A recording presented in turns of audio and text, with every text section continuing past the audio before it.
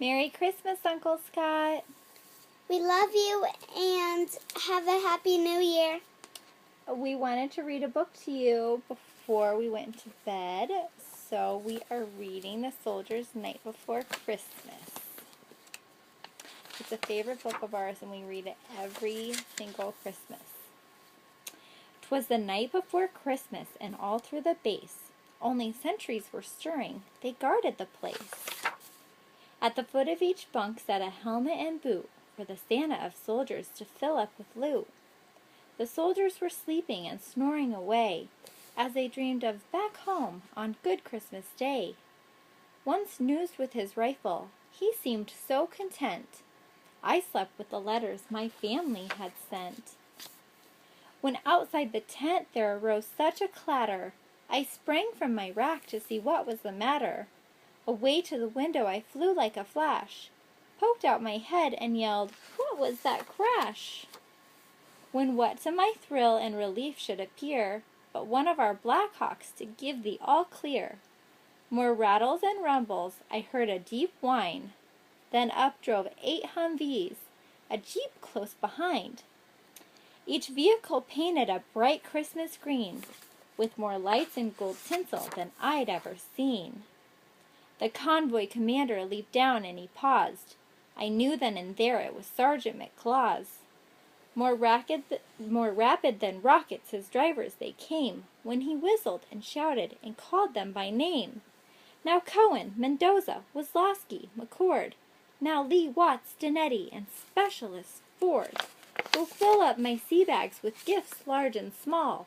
Now dash away, dash away, dash away all. In the blink of an eye to their trucks the troops darted. The engines did flutter, they sputtered, then started. The armored moved out, it was duty or bust. McClaws disappeared in all of the dust.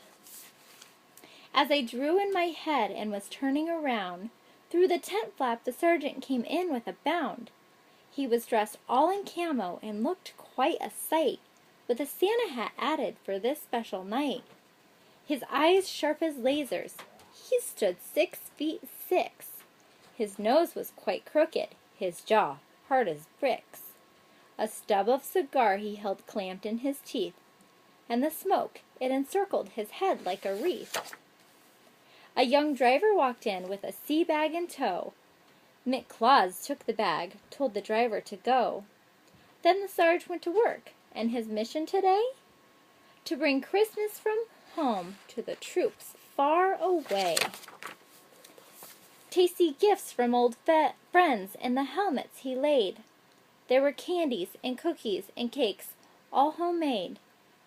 Many parents sent phone cards so soldiers could hear treasured voices and laughter of those they held dear. Loving husbands and wives had mailed photos galore of weddings and birthdays and first steps and more. And for each soldier's boot, like a warm, happy hug, there was art from the children at home, sweet and snug. As he finished the job, did I see a twinkle? Was that a small smile, or instead just a wrinkle? To the top of his brow, he raised up his hand and gave a salute that made me feel grand. I gasped in surprise when his face, all aglow, he gave a huge grin and a big ho, ho, ho. Ho, ho, ho from the barracks and then from the base. Ho, ho, ho as the convoy sped into space. As the camp raider lost him, I heard this faint call. Happy Christmas, brave soldiers.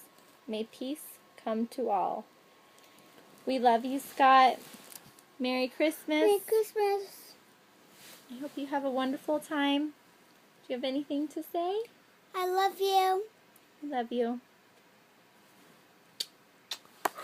Love your big sister. Always here. Love you.